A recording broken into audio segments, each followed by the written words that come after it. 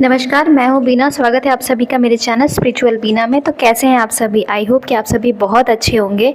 आप सभी को अहोई अष्टमी व्रत की हार्दिक शुभकामनाएं। सभी माताओं के बेटे बच्चे सदैव ऐसे ही हंसते खेलते रहें, आप सभी के लिए मैं यही मनोकामना करती हूँ। आप सभी का व्रत है, तो आइए जानते हैं कि अहोई अष्टमी का जो व्रत है, इसमें शाम के समय जब तारों को आप अर्घ देते हैं, उसके बाद जो जल बच जाता है उसका हमें क्या करना चाहिए। तो फ्रेंड्स, अहोई अष्टमी का जो पर्व है वो कार्तिक मास के कृष्ण पक्ष की अष्टमी तिथि को मनाते हैं। कुछ जगहों पर यह व्रत चंद्रमा को देखकर खोला जाता है, कुछ जगहों पर ये तारा देखकर व्रत का पारण करते हैं। अहोई अष्टमी का जो व्रत होता है, माताएं अपनी संतान की दीर्घ और रक्षा के लिए रखती हैं। आपको बता दें कि अहोई अष्टमी या फिर किसी भी व्रत में कथा ज़रूर सुनी जाती है। बिना कथा सुने या पढ़े व्रत का पारण नहीं होता है। तो मैं आज शाम के समय अहोई की जो पूजा करने के पश्चात आप अहोई माता की जो कथा है वो कथा ज़रूर पढ़ें।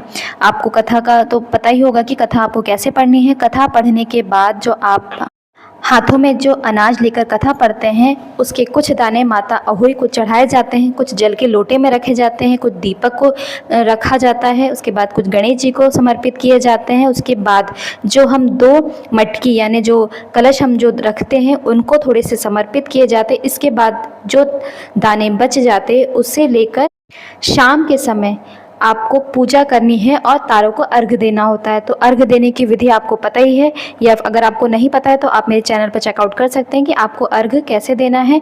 इसके बाद जो आपने कथा सुनी थी और जो अनाज हाथ में लिया था, उसके जो दाने आपके पास हैं वो लेकर ही आपको पूजन करना है और तारों को अर्घ देना है। जो दाने हैं उसका बहुत ही ज़्यादा महत्व है। वो अपनी साड़ी के आप पल्लू में बांध लें। पल्लू में बांधने के बाद ही आप जब छत पर जाएं, पूजन करें, उसके बाद ही वो तारों को जब आप अर्घ दें तभी उसे अपने पल्लू से खोलें। इसके पहले आप अपने पल्लू से उन दानों को बिल्कुल भी ना खोलें।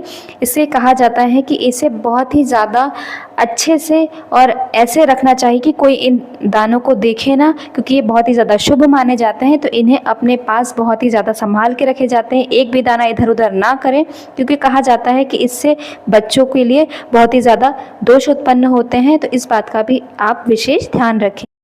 तो चलिए मैं ये प्रक्रिया आपको दोबारा बता देती हूँ। अहोई अष्टमी का जो आप कथा सुनेंगे, कथा सुनने के पश्चात झोली में रखे हुए जो अनाज हैं, कुछ लोग एक ही प्रकार का रखते हैं, कुछ लोग 7 प्रकार का रखते हैं।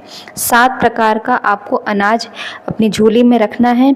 या तो आप बाद में सुनने के बाद कथा किसी ज़रूरतमंद को वो दाने दान कर सकते हैं। कुछ दाने आप चंद्रमा और तारों को अर्घ देने के लिए रख लें। इसके बाद आप कुछ दाने गाय को भी अर्पित कर दें, उन्हें भोजन स्वरूप उन्हें खिला दें, साथ ही करवे में रखें। जल को दिवाली तक बचा कर रखें। दिवाली वाले दिन आप बिल्कुल अच्छे से सुन लीजिए, दिवाली तक आपको जो करवा है वो आपको रख कर रखना है। जो मटकी आपने रखी वो रख कर रखना है, उसे बिल्कुल भी नहीं हिलाना है।